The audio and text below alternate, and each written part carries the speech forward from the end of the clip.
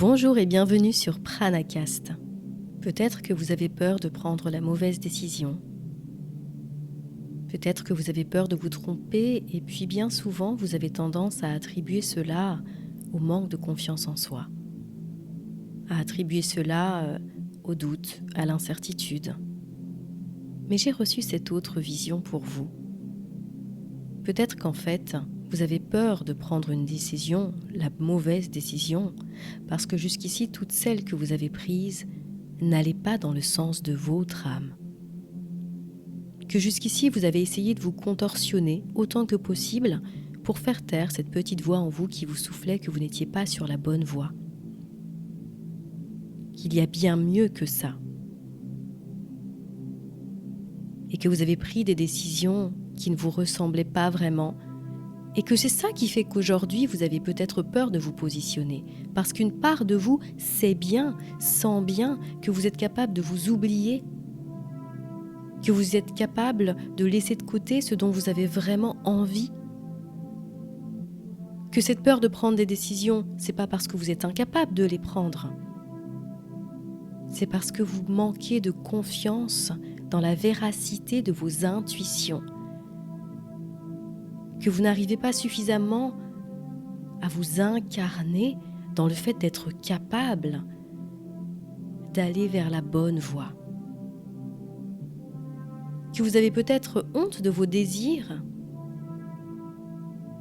que vous avez peur d'être rejeté en étant qui vous avez vraiment envie d'être, et qu'en fait, cette peur de prendre des mauvaises décisions, c'est votre âme qui est en train de vous dire « Mais non, j'ai peur que tu m'oublies, j'ai peur que tu t'oublies.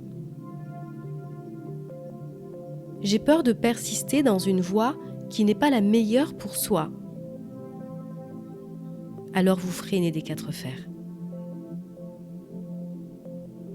Parce que sachez bien une chose, quand quelque chose vient vraiment nous remplir, nous combler, vient répondre à notre désir profond,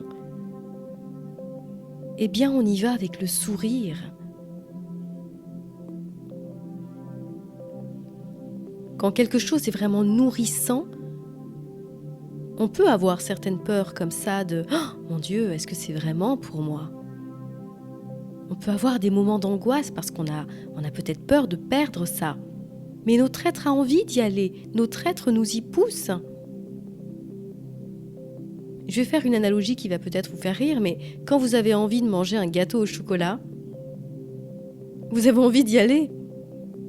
Vous ressentez cette envie, cet appel.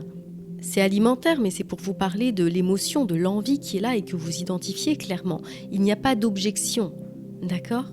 Donc ce que j'essaye de vous faire comprendre, c'est que lorsque vous avez du mal à prendre une décision, posez-vous. Au lieu de vous demander pendant 107 ans si ça va marcher, comment ça va être vécu, etc., etc. Donc en fait, d'être dans l'extérieur, revenez à l'intérieur, posez-vous avec cette décision pour vous dire « Mais qu'est-ce que ça veut dire pour moi ? Est-ce que je ressens vraiment de la joie ? » Vous savez, moi j'ai accompagné des entrepreneurs qui avaient envie de prendre une décision au niveau donc de leur activité, par exemple être plus visible, ou qui se lançaient dans de nouveaux challenges financiers. Sauf qu'il n'y avait pas de joie, il n'y avait que de l'angoisse, que de la peur. Je dirais, ils vivaient en fait intérieurement dans une insécurité.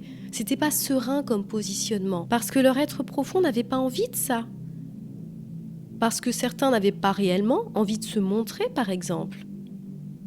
Certains n'avaient pas envie de développer plus leur activité et donc de devoir aussi assurer ce qui venait avec en termes de gestion humaine, de temps à octroyer à son activité, parce que la croissance va aussi impliquer d'autres choses à côté. Et parfois, il y a une part de soi qui ne veut pas parce qu'on n'est pas capable, mais parce qu'on aspire à un autre type de paix. On n'est pas tous faits pour avoir des réussites fulgurantes. Et en réalité, vous savez, moi je trouve que le mot réussite, il est mal fait.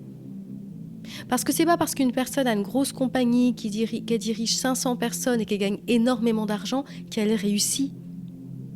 La réussite, c'est aussi la personne qui va ouvrir sa petite bicoque sur la plage qui va pas gagner grand-chose, mais qui sera hyper heureuse. Et en fait, la réussite, c'est ça. C'est le bonheur et c'est la joie que vous ressentez. C'est la satisfaction, le niveau de satisfaction que vous ressentez face à votre vie. Ce ne sont pas des chiffres.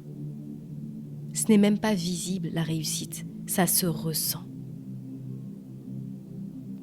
Et donc, l'énergie qu'on met dans nos décisions, c'est-à-dire, est-ce que vraiment j'ai envie d'y aller, je le sens, ça me porte, ou alors, est-ce que je traîne des 4 fers et j'ai du mal et toutes les tâches me semblent pénibles et je procrastine? Eh bien, ça vient vous parler de ce qu'il y a vraiment au fond de vous, de cette partie-là que vous n'avez peut-être pas envie de voir, pas envie d'écouter, parce que vous pensez que vous devez faire certaines choses pour être bien, pour être vu comme quelqu'un qui réussit, pour être vu comme quelqu'un de stable, etc., etc. Mais moi, je vous demande d'aller regarder ce qu'il y a au fond de vous et d'avoir le courage de vivre cette vie-là et de prendre des décisions qui vous ressemblent. À bientôt.